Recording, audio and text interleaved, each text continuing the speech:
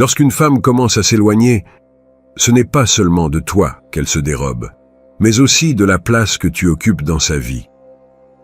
Ce que tu ne comprends pas, c'est qu'à cet instant même, d'autres hommes sont prêts à combler ce vide. La plupart réagissent avec peur, en envoyant des messages désespérés, et ils deviennent ainsi un souvenir facile à effacer. Ici, tu n'entendras pas de conseils faibles du genre « explique-lui tes sentiments ». Ce que tu vas recevoir, c'est un plan, une méthode, pour reconquérir le respect et redevenir cet homme qu'elle craint de perdre. Alors, mets un like à cette vidéo si ce type de contenu te plaît. Et dans les commentaires de cette vidéo, je vous ai laissé un guide ultime sur l'art de parler aux femmes. Dans ce guide, vous trouverez tout ce qu'il vous faut enfin de maîtriser l'art de parler aux femmes. Maintenant, passons à l'essentiel. Nous avons déjà établi que tu n'es pas ici pour recevoir un câlin ou des paroles douces. Tu es ici pour un manuel d'opération, pour une stratégie qui fonctionne quand tout le reste échoue. Commençons donc par le diagnostic, l'autopsie froide, qui explique pourquoi son intérêt s'éteint. Parce que je t'assure, mon frère, ce n'est pas arrivé du jour au lendemain. C'est une mort lente que tu as toi-même contribué à provoquer, sans même t'en rendre compte. Tu dois comprendre cela en profondeur, car toute action sans cette connaissance sera comme tirer à l'aveugle dans une pièce noire. Tu ne feras que du bruit sans toucher à rien. La raison principale, celle qui se cache derrière presque toutes les histoires d'hommes qui voient la femme qui comptait pour eux devenir une étrangère, est terriblement simple. Tu es devenu prévisible, et par conséquent, ta valeur perçue s'est effondrée. Imagine-toi comme une action en bourse. Quand elle t'a rencontré, ton action cotait haut. Il y avait de la volatilité, du mystère. Tu étais un pari intéressant.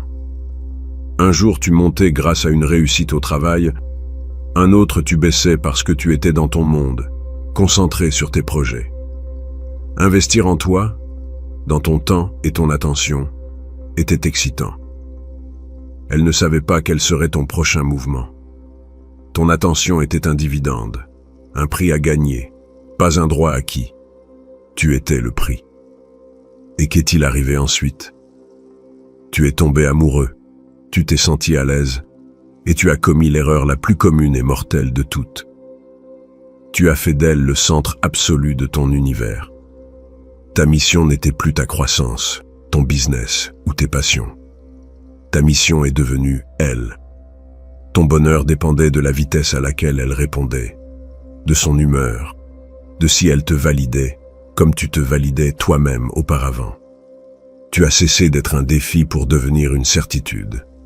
Réfléchis bien, respire profondément et sois honnête avec toi-même. Tu es passé d'un homme intrigant, ayant une vie propre, à ce bon petit ami toujours là, disponible, prêt à mettre ses plans de côté pour elle. Tu lui as donné ton pouvoir par petites doses chaque jour, croyant que c'était prendre soin de la relation. Mais la femme attirée par toi ne s'est pas éprise de l'employé du mois de la relation.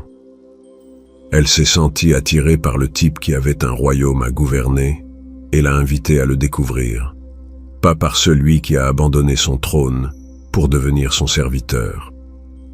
Ce n'est pas que tu sois devenu un mauvais gars, pas du tout.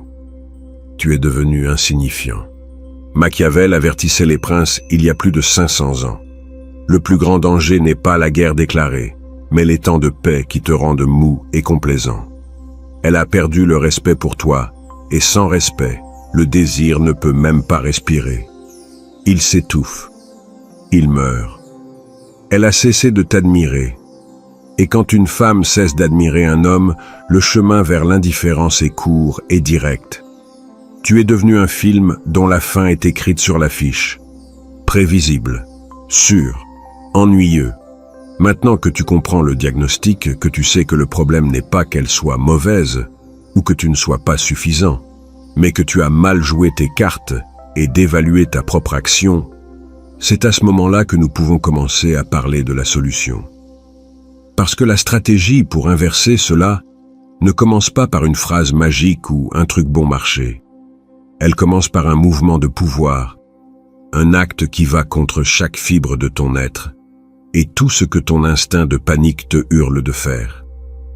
Écoute, cette chaîne n'est pas pour les curieux cherchant des solutions en 1 minute. Elle est pour les hommes prêts à comprendre le jeu et à prendre le contrôle de l'échiquier. Si ce que je viens de te dire t'a touché, si tu as ressenti cette pointe dans le ventre parce que tu sais que c'est la pure vérité, alors tu es au bon endroit. S'abonner n'est pas pour me donner un simple chiffre en plus, c'est ta manière de dire à haute voix, compris, je suis prêt pour le prochain coup. C'est ton engagement envers toi-même pour arrêter d'être le pion et commencer à bouger comme le roi. Parfait. Si tu es toujours là, c'est que tu as compris le message du chapitre précédent. Tu ne gères pas un simple malentendu. Tu es au milieu d'une guerre silencieuse pour le pouvoir et le respect. Et comme dans toute guerre, le premier mouvement est le plus crucial. Ce que je vais te dire maintenant va heurter directement ton instinct. Ton instinct, cet animal effrayé en toi, va te crier de la chercher, de lui expliquer, de lui supplier. Il te dira que si tu la laisses partir, tu la perdras pour toujours. Tu dois museler cet animal et le mettre en cage, parce que suivre ses conseils est le chemin le plus rapide vers le désastre. Ton premier, dernier et unique mouvement immédiat, c'est celui-ci. Disparaît. Et je ne parle pas d'une sortie dramatique de feuilleton, avec un coup de porte et un « tu vas regretter ». C'est enfantin. Je parle d'une retraite stratégique, totale et silencieuse. Une disparition. Tu vas devenir un fantôme dans sa vie. Ce n'est pas un jeu pour lui rendre jalouse ou te faire désirer difficile. C'est une manœuvre de pouvoir calculée, conçue pour atteindre 3 objectifs puissamment efficaces. D'abord, tu brises le schéma. Quel est le schéma actuel?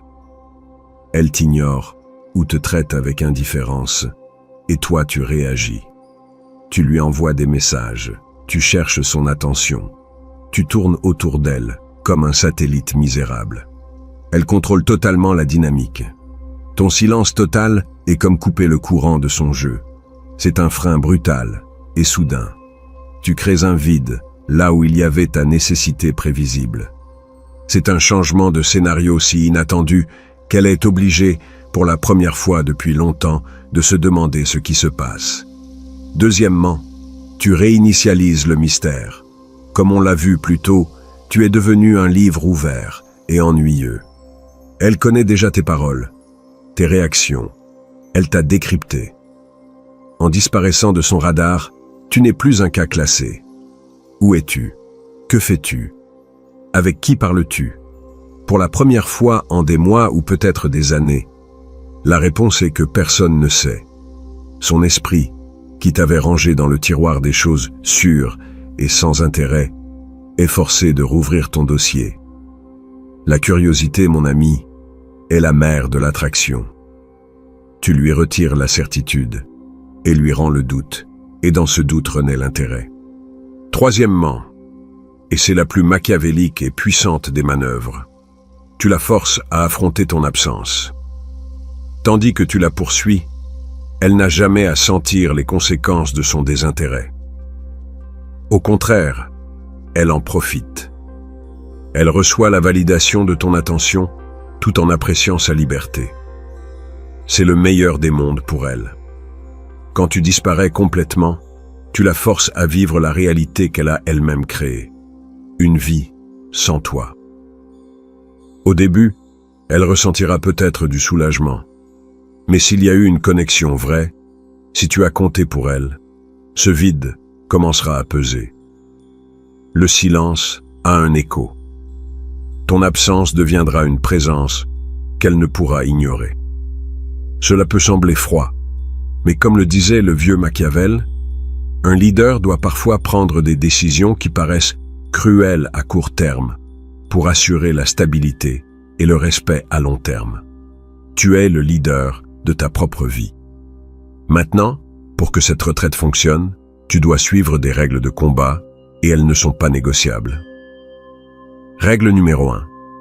0 contact. Pas d'appel, pas de message, pas de réaction à ses statuts. Rien. Ni pour son anniversaire, ni à Noël. 0, c'est 0. Chaque fois que tu brises le silence, tu remets le compteur à 0 et lui montres que tu es toujours le même homme prévisible. Règle numéro 2.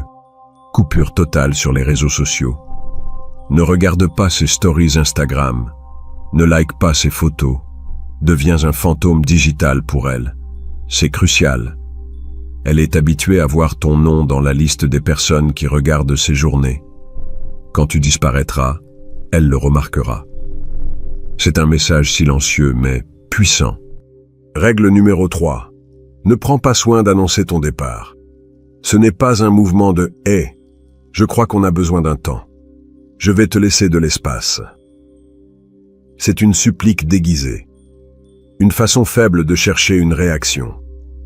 Le vrai pouvoir est silencieux. Tu t'arrêtes simplement. Du jour au lendemain, tu cesses d'exister dans son univers. Maintenant, la question que tu te poses sûrement est « Ok, je disparais, et après ? Je reste assis à attendre que le téléphone sonne ?» Et c'est justement la mauvaise question. Ce silence que tu vas créer n'est pas une salle d'attente. C'est ton atelier de reconstruction, ton terrain d'entraînement. Ce que tu feras pendant ce temps dans l'ombre déterminera si tu reviens le même homme qu'elle a rejeté ou comme quelqu'un qu'elle serait folle de perdre à nouveau. Et c'est précisément de cela que nous parlerons au prochain chapitre. Compris. Tu es déjà dans ce silence, dans l'ombre. C'est ici, dans cette apparente inactivité, que la guerre se gagne ou se perd. L'erreur que presque tous font est de penser que ce silence est une salle d'attente. Ils s'assoient dans le noir à consulter leur téléphone toutes les 5 minutes, rongés par l'anxiété, attendant un signe. Non, frère. Ce silence n'est pas une pause. C'est l'atelier. C'est le four où tu vas forger une version de toi tellement supérieure que la femme qui t'a quitté ne la reconnaîtra même pas. Elle a renvoyé un soldat de base. Elle doit entrevoir le retour d'un général. Ce processus de reconstruction n'est pas optionnel. C'est la colonne vertébrale de toute la stratégie. Il repose sur 3 piliers. Si un échoue, toute la structure s'effondre. Le premier pilier, et le plus important, est de retrouver ta mission. Qu'est-ce qui te passionnait avant qu'elle ne devienne ta raison d'être? Ton business? Ce projet que tu avais laissé en suspens? Ton objectif de courir un marathon? Apprendre à jouer d'un instrument? Sois brutalement honnête. Tu l'as laissé de côté. L'énergie que tu investissais auparavant dans la construction de ton propre royaume, tu as commencé à la dépenser pour la garder heureuse. Grave erreur. Un homme qui est roi de sa propre vie est magnétique. Un homme dont la seule vie est sa femme est un fardeau. Alors retourne sur ton trône. Deviens obsédé par ton travail, ton projet, ton objectif. Verse toute cette énergie anxieuse que tu as maintenant dans la construction de quelque chose qui t'appartient. Un homme porté par une mission plus grande qu'une femme envoie un signal de puissance, d'ambition, d'estime de soi, et documente subtilement ce chemin. Pas pour elle, mais parce que tu en es fier. Une photo dans ton bureau à 22 heures, en train de conclure un deal. Une courte vidéo pratiquant cette chanson. Tu ne dis pas « Regarde-moi, je suis occupé ». Tu montres que ta vie est intéressante et qu'elle va de l'avant, avec ou sans elle. Elle, au mieux, est spectatrice. Le deuxième pilier est de recalibrer ton physique. Regarde-toi dans le miroir. L'homme que tu y vois est celui qu'elle a décidé de ne pas trouver suffisant. Tu dois lui déclarer la guerre. Ce n'est pas de la vanité, c'est de la discipline. Ton corps est le panneau publicitaire de ton état mental. Si tu as l'air négligé, faible, sans énergie, c'est ce message que tu envoies au monde. Va à la salle de sport, mais pas pour faire acte de présence. Va pour te dépasser. Lève plus de poids. Cours plus vite. Mange comme un athlète. Débarrasse-toi de tes vieux habits usés. Investis dans des vêtements qui te vont bien, qui te font te sentir puissant. Coupe-toi les cheveux. Ta présence physique doit crier le respect de soi. Quand tu te disciplines dans le physique, cette force se diffuse dans toutes les autres sphères de ta vie. Tu ne te mets pas en forme pour elle. Tu forges une armure, un corps dont tu es fier, et cette confiance est universellement attirante. Et maintenant, le troisième pilier, la manœuvre maîtresse, que la plupart n'osent pas utiliser par peur ou incompréhension de son pouvoir, démontre ta présélection. C'est un principe de psychologie évolutive aussi ancien que l'être humain. L'attirance d'une femme pour un homme explose quand elle voit que d'autres femmes l'ont déjà validé ou sont attirées par lui. Tu dois reconstruire ta vie sociale. Sors avec tes amis, tes potes, et surtout, fais-toi voir dans des milieux sociaux où il y a des gens de qualité. Et oui, cela inclut d'autres femmes. Attention, cela ne signifie pas que tu publies des photos enlacées avec des filles en boîte. C'est transparent, besoin et pathétique. Cela signifie publier une photo d'un barbecue avec tes amis, où il y a aussi des amis et où tout le monde s'amuse. Une story à un concert ou à un bar montrant que ta vie est abondante, sociale et amusante. Le message n'est pas « Regarde-moi, j'ai des options pour te remplacer ». Le message est « Ma vie est pleine et attrayante et des gens de qualité, y compris des femmes, font naturellement partie de mon entourage. » Tu lui montres, sans dire un mot, que le prix, c'est toi. Machiavel comprenait qu'un prince ne renforce son armée que pendant les temps de paix, pour que son pouvoir soit si évident que personne n'ose l'attaquer. Ce silence est ton temps de paix. Tu reconstruis ton royaume, aiguises tes épées et montres ta puissance de façon passive. Tu augmentes ta valeur sur le marché de façon si agressive qu'inévitablement cela lui parviendra aux oreilles et aux yeux. Et quand tu auras fait ce travail, quand tu deviendras vraiment cet homme nouveau, quelque chose va se passer. Sa curiosité ne tiendra plus. Tu recevras un message, un simple « salut », une réponse à une de tes stories.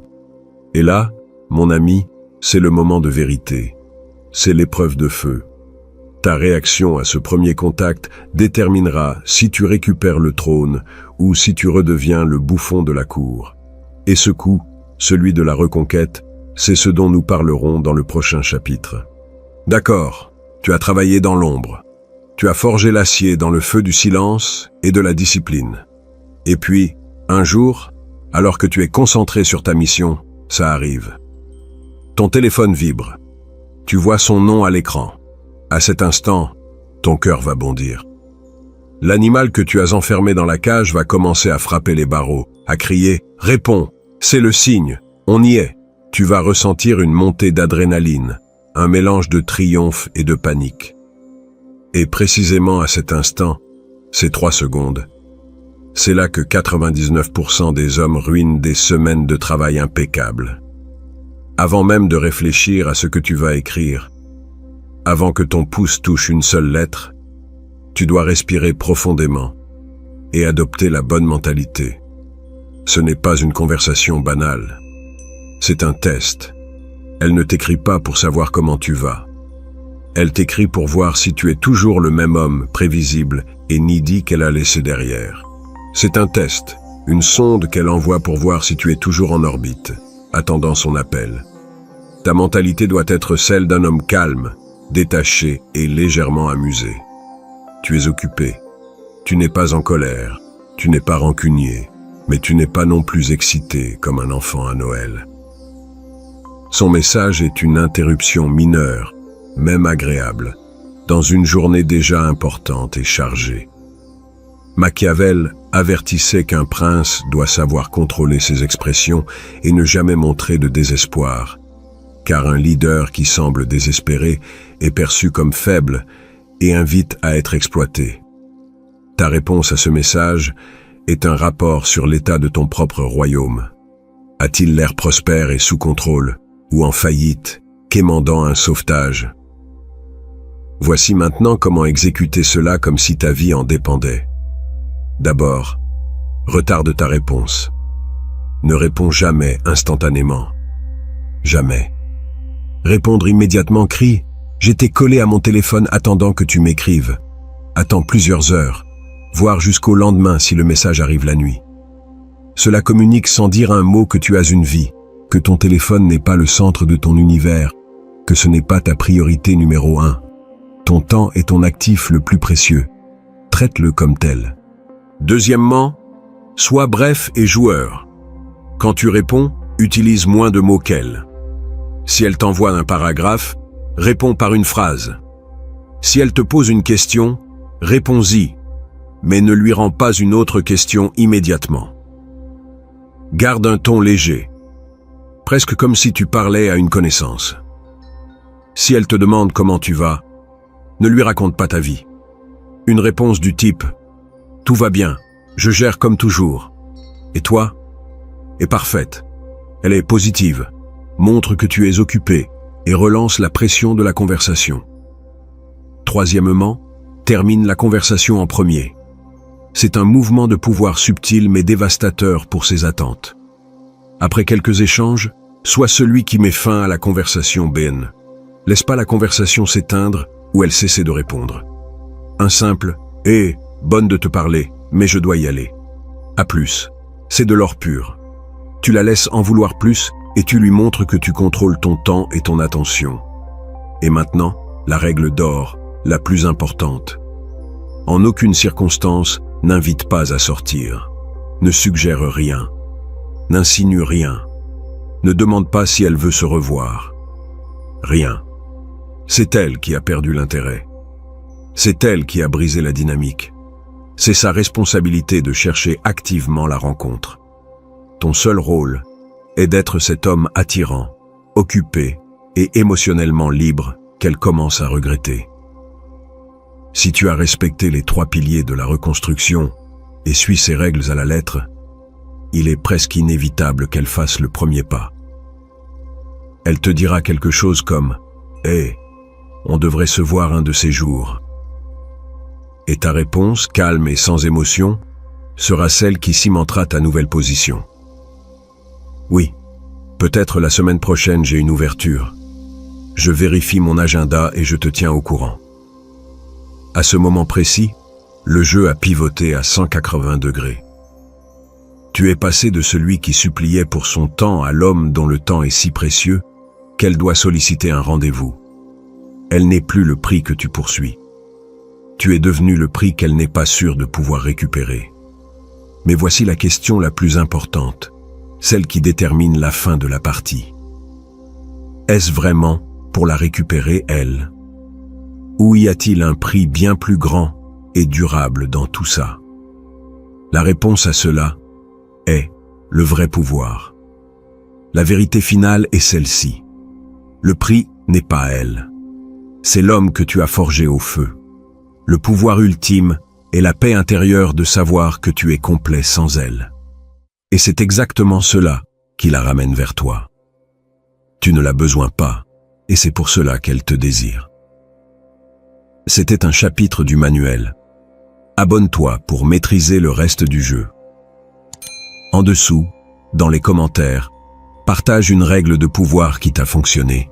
Fais de cet espace notre conseil de guerre.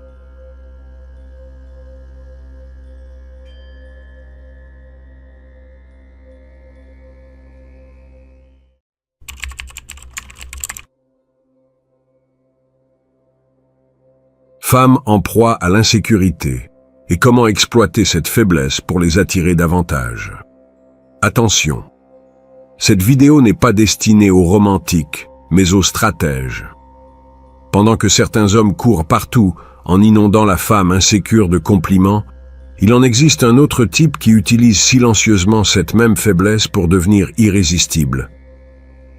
Dans cette vidéo, tu vas découvrir comment identifier ces faiblesses en quelques secondes, ce qu'il ne faut jamais lui dire, et 3 gestes simples qui feront qu'elle se battra pour obtenir ta validation, et non l'inverse. Alors like cette vidéo si ce genre de contenu te plaît. Je vous ai aussi laissé un guide ultime dans les commentaires épinglés de cette vidéo, sur l'art de parler aux femmes. Dans ce guide, vous trouverez tout ce qu'il vous faut enfin de maîtriser l'art de parler aux femmes. Maintenant, passons à l'essentiel.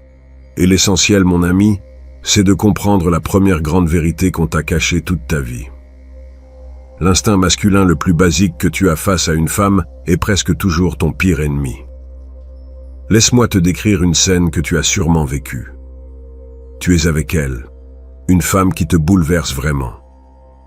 Elle est intelligente, elle a un rire qui désarme, et bien sûr, elle est magnifique. Tout va bien, la conversation coule, tu ressens cette alchimie, puis soudain, de nulle part, elle lâche une bombe d'insécurité. Cela peut être quelque chose comme « Je ne sais pas, je sens que mon travail n'est pas aussi important que le tien » ou le classique « Tu ne trouves pas que cette fille là-bas est bien plus jolie que moi ?» À cet instant précis, ton cerveau de chevalier servant s'active. Ta programmation sociale, ce qu'on t'a appris dès l'enfance, te crie « Sauve-la, protège-la de ses doutes ». Tu te jettes à l'assaut, enfile ta cape de super-héros de Lego. Bien sûr que non, ma chérie. Tu es folle. Tu es la femme la plus brillante que je connaisse. Tu es la plus belle ici. Et de loin. Tu gonfles ton orgueil. Tu crois avoir marqué un point d'or. Tu sens que tu viens de lui prouver que tu es l'homme qui la valorise. Celui qui voit son vrai potentiel. Mais soyons brutalement honnêtes. La dure vérité, c'est que tu viens de commettre l'erreur la plus grave de toutes. Tu viens de te castrer devant elle, volontairement. À cet instant, tu as cessé d'être l'homme qui peut enflammer son désir pour te transformer en thérapeute gratuit, en pom-pom boy personnel, en épaule amie sur laquelle elle pleurera quand un autre mec qui comprend le jeu lui brisera le cœur. Et je te le dis sans détour, les femmes aiment leurs thérapeutes, elles les respectent, leur confiant leurs secrets les plus intimes. Mais elles ne tombent pas amoureuses d'eux. Elles ne perdent pas le sommeil à fantasmer sur eux. Le désir viscéral, cette attraction qui ne se pense pas, qui se ressent simplement dans l'estomac, ne naît ni de la compassion ni de la pitié. Il naît du pouvoir, de l'admiration, du respect pour une force supérieure. Son insécurité n'est pas une panne dans son système que tu dois réparer avec des compliments bon marché. Pense-le ainsi, son insécurité est une porte fermée à clé. L'homme commun, le 99%, arrive et voit la porte fermée. Que fait-il? Il essaie de la défoncer à coups de barre à mine de compliments. Tu es incroyable, tu es parfaite, laisse-moi entrer. Ça fait beaucoup de bruit, ça éclate le bois, ça fait un désordre, et à la fin il est toujours dehors, frustré, sans comprendre pourquoi elle ne lui a pas ouvert. L'homme stratégique, celui qui joue dans une autre ligue, ne frappe pas à la porte, ne force pas. Il comprend que le problème n'est pas la porte, mais la serrure. Et au lieu d'une barre, il cherche la clé. Il réalise que la clé ne réside pas dans nier son insécurité, mais dans la comprendre à un niveau si profond qu'il devient lui-même la personnification de la force qui lui manque. Cela, mon ami, ce n'est pas un jeu de sentiments, c'est un jeu de pouvoir. Et dans le pouvoir, comme l'entendait un vieux stratège comme Machiavel, l'attaque frontale et la force brute sont presque toujours la pire option. Le vrai pouvoir est subtil, c'est de l'influence. C'est faire que l'autre se déplace dans ta direction sans même se rendre compte que tu le guides. Tu as liké cette vidéo, cela me dit que tu n'es pas là par hasard, que tu en as marre d'être le mouchoir, l'ami incroyable qui regarde comment elle s'en va avec un autre. Si tu veux continuer à jouer selon les règles qu'on t'a données, celles qui te mettent sur la touche encore et encore, ce canal n'est probablement pas pour toi. Mais si tu es prêt à comprendre les règles non écrites, à apprendre à être la clé et non la barre, alors considère rejoindre cette conversation. Abonne-toi, car ce que je vais te révéler maintenant est la première étape pour cesser d'être son thérapeute et commencer à devenir son obsession. Bien, tu as décidé de rester et d'apprendre à être la clé. Excellent choix. Oublie tout ce que tu crois savoir, car la première étape pour devenir son obsession n'est ni une phrase ingénieuse, ni une technique de séduction sortie d'un manuel de pacotille. La première étape est beaucoup plus puissante et subtile. Apprendre à te taire et à observer. Avant de faire un mouvement sur le terrain, un stratège analyse d'abord le terrain, étudie les défenses de l'adversaire et cherche la faille dans la muraille. N'importe quel général qui part au combat sans carte est destiné à échouer. Et ce que je vais te donner maintenant est précisément la carte de l'âme d'une femme. Je vais t'enseigner à lire ses insécurités les plus profondes sans qu'elle ne prononce un seul mot. L'insécurité féminine, mon ami, se présente rarement sous son vrai nom. C'est une maîtresse du déguisement. Mais une fois que tu as appris à voir à travers ces masques, tu obtiens un avantage que la majorité des hommes ignorent même. Le premier grand secret réside dans ce que j'appelle la confession à haute voix. Tu connais cette femme qui semble devoir crier au monde à quel point elle est indépendante et forte, qui à chaque occasion répète qu'elle n'a besoin de personne et qu'elle peut tout faire seule. Prête attention.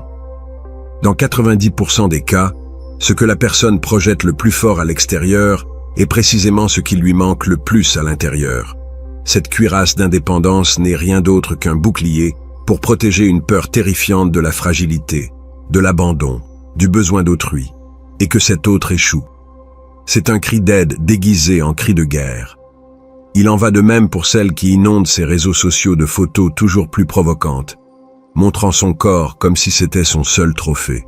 Elle ne crie pas « Regardez comme je maîtrise ma sexualité ». Elle chuchote « S'il vous plaît, dites-moi que je vaux plus que ça, parce que je n'en suis pas si sûr ». Ce qui est dit à haute voix cache presque toujours le doute le plus silencieux. Ton travail n'est pas de croire aux cris, mais d'écouter le chuchotement. La deuxième piste, et c'est de l'or pur, est d'observer son univers de jugement, ses idoles et ses démons. Regarde bien qui elle admire et qui elle déteste sans raison logique apparente. La femme qu'elle place sur un piédestal? Non, mais Mariana est tellement élégante, tellement cultivée, elle sait toujours quoi dire. Elle te donne sur un plateau d'argent un catalogue des qualités qu'elle sent ne pas posséder. Elle ne te parle pas de Mariana, elle te parle d'elle-même, de ses aspirations et de ses manques. Mais la clé la plus révélatrice est l'inverse. La femme qu'elle critique avec un venin disproportionné. T'as vu la nouvelle au boulot? Elle se croit la meilleure, mais elle a l'air tellement fausse, sûrement une profiteuse, quand tu entends ce venin à ton oreille. Cette autre femme, ce démon, représente presque toujours quelque chose qui la menace directement. Une qualité qu'elle craint de ne pas posséder, ou pire encore, quelque chose qu'elle est elle-même et qu'elle déteste. Elle ne juge pas l'autre, elle projette ses propres peurs. Elle te donne, sans le savoir, les coordonnées exactes de ses points les plus faibles. Maintenant que tu connais cette technique, ce raccourci vers les recoins les plus sombres de son esprit, je veux que tu fasses une pause. Pense à une conversation récente. As-tu été témoin de ce type de jugement démesuré? Je veux que tu racontes ton histoire dans les commentaires. Sois précis. Que disait-elle exactement sur cette autre personne? Qu'as-tu remarqué dans son ton? Et avec ce que tu sais maintenant, que penses-tu que cette critique révélait vraiment de sa propre insécurité? Utilisons les commentaires comme un laboratoire d'exemples réels. Je lirai chaque histoire pour que nous puissions tous commencer à voir les schémas qui se répètent encore et encore dans le comportement humain.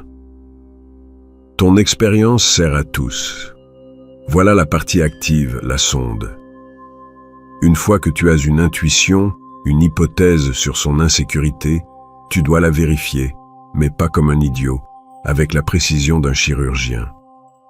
Si tu penses que son insécurité réside dans son intelligence, tu ne vas évidemment pas l'insulter.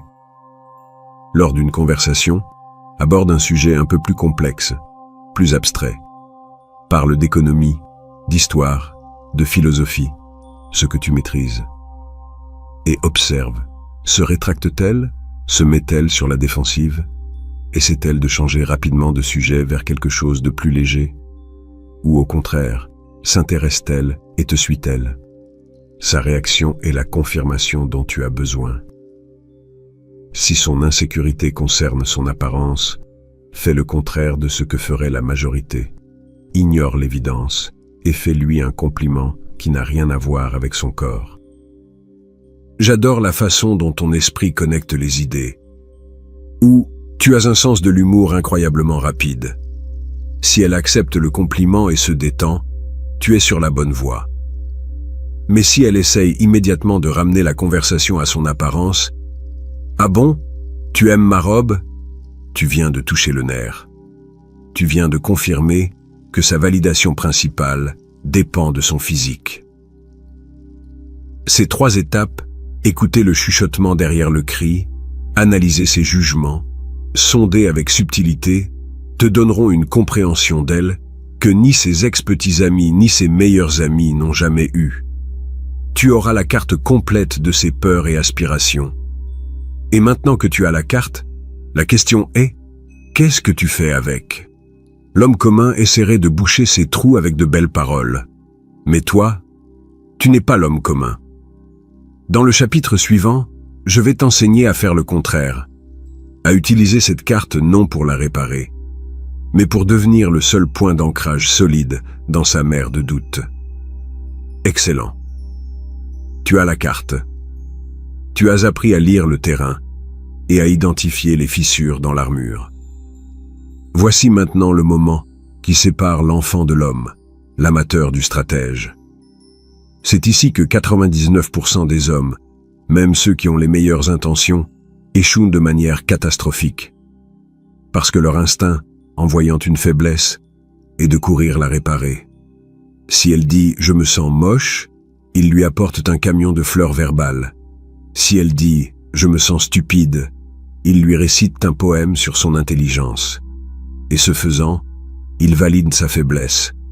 Ils lui disent, en substance, « Oui, tu es fragile, mais ne t'inquiète pas, je suis là pour te recoller. » Tu viens de commettre l'erreur de devenir sa béquille. Et personne ne désire sa béquille. On en a besoin jusqu'à ce qu'on apprenne à marcher à nouveau, puis on la jette. Toi, tu ne feras pas cela. Tu vas faire exactement le contraire. Tu ne vas pas valider sa faiblesse. Ta seule présence la rendra insignifiante. Tu ne vas pas combler le vide. Tu vas construire une montagne à côté d'elle si imposante que le vide deviendra négligeable. Écoute-moi bien. Il ne s'agit pas de ce que tu dis, mais de ce que tu es. Passons au scénario pratique. Disons que grâce aux techniques du chapitre précédent, tu as identifié que sa plus grande insécurité est intellectuelle. Elle se sent moins intelligente que les autres. Elle craint de ne pas être à la hauteur dans des conversations profondes. L'homme commun lui dirait « Bien sûr que non, ma chérie. Tu es brillante. Mauvaise stratégie. » Toi, en revanche, tu ne diras pas un mot sur son intelligence. Tu seras naturellement l'homme à la clarté de pensée absolue. L'homme qui a un raisonnement logique, qui ne se noie pas dans les drames, qui traite les problèmes avec un calme presque chirurgical. Quand tu lui parleras, tu la traiteras comme une égale, mais ta sérénité et ton intelligence seront si évidentes, si intrinsèques en toi, qu'elle ne pourra s'empêcher de se sentir attirée. Ce sera comme une personne qui a froid et qui s'approche instinctivement du feu. Le feu n'a pas besoin de dire « Viens, je te réchauffe ». Le feu est simplement chaleur, et cela suffit. Ta certitude devient l'encre de son doute. Second scénario, son insécurité et son apparence. Elle est obsédée par le miroir, par l'opinion des autres, par le fait que ses vêtements soient justes. Ici, tu dois être radical. Coupe d'un trait le flot de compliments constants et bon marché. Cela ne lui prouve que ton opinion ne vaut rien, qu'elle est donnée à tout le monde. Un homme de valeur est sélectif. Son approbation est une ressource rare et donc précieuse. Quand tu vas la complimenter, ce que tu feras très rarement, ce sera spécifique, vrai et au-delà de l'évidence. Oublie le « tu es belle ». Attends le moment parfait et dis-lui « J'adore la concentration dans ton regard quand tu essaies de résoudre quelque chose ». Ou bien « Il y a quelque chose dans la façon dont tu souris juste avant de lancer une ironie qui est magnétique ». Tu vois la différence? Un compliment générique la place dans le même panier que toutes les autres. Un compliment spécifique et observé la fait se sentir unique, vraiment vue. Elle commencera, inconsciemment, à chercher et à lutter pour ta validation et non pour celle de la masse anonyme d'Instagram.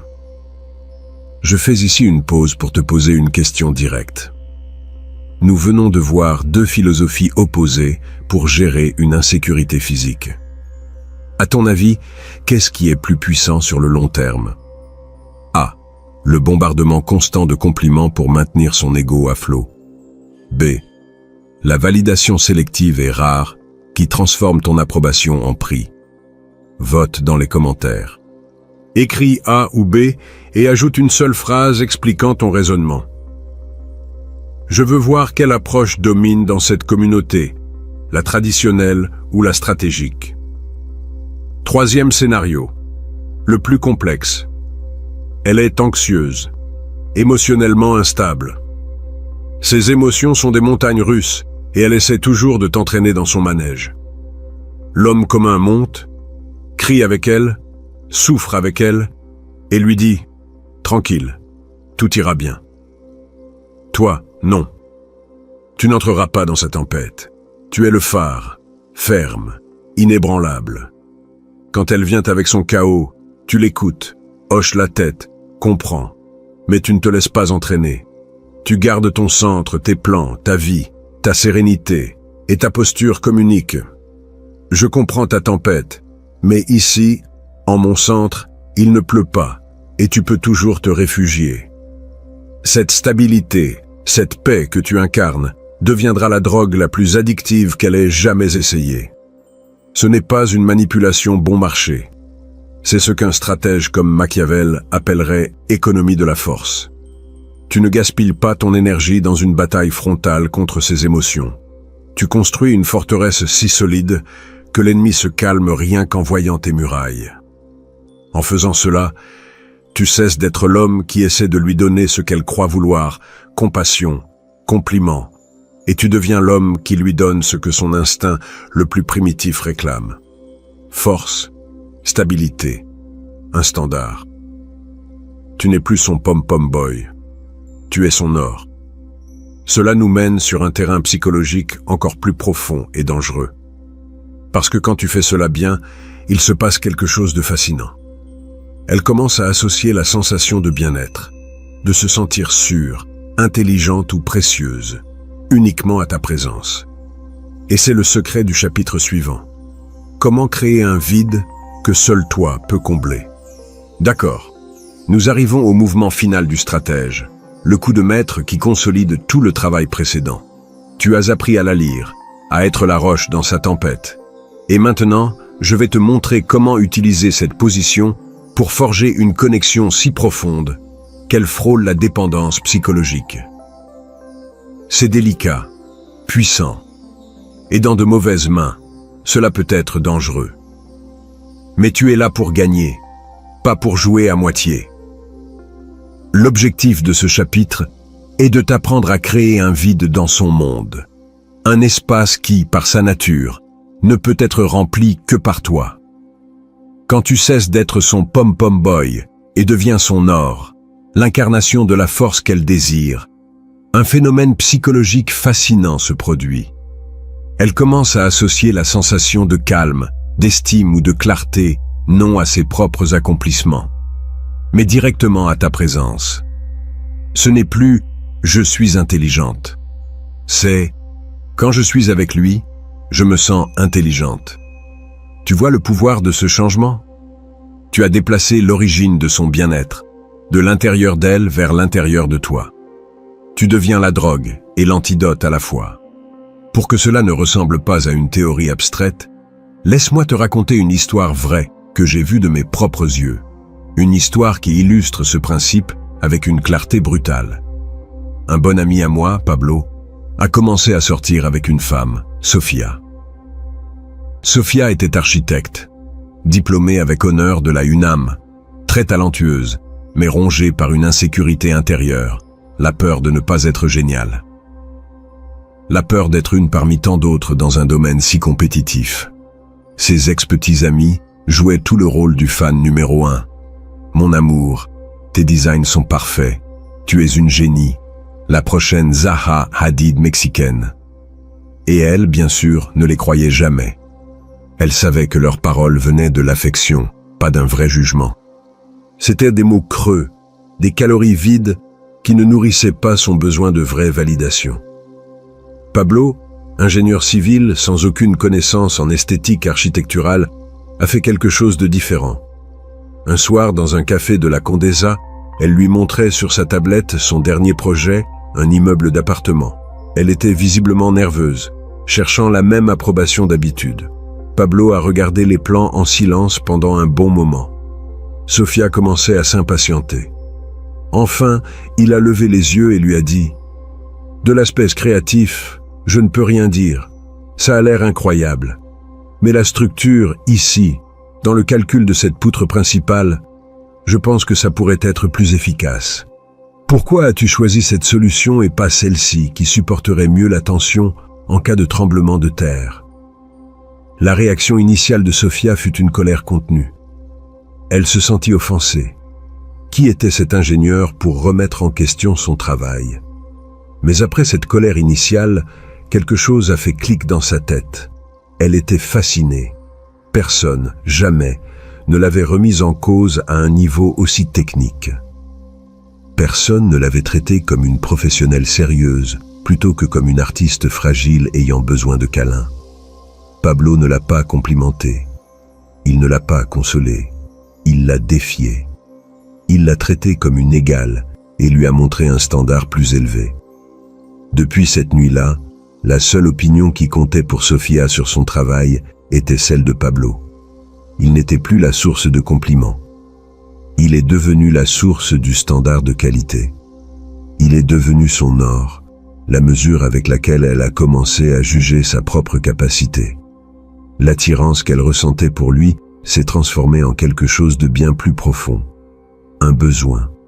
Ceci, mon ami, est ce que Machiavel comprenait parfaitement sur la nature du pouvoir. Le vrai pouvoir ne réside pas dans le fait d'être aimé de tous, mais de devenir indispensable pour la personne clé.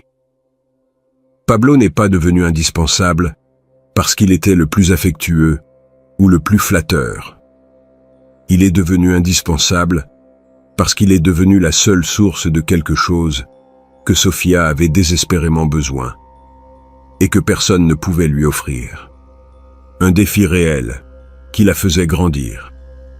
Il a créé un vide, celui d'un standard d'excellence, et s'est positionné comme le seul homme capable de le combler. La vérité finale, celle qui lie tout cela, c'est que l'attirance n'est pas un choix conscient. C'est une réaction instinctive.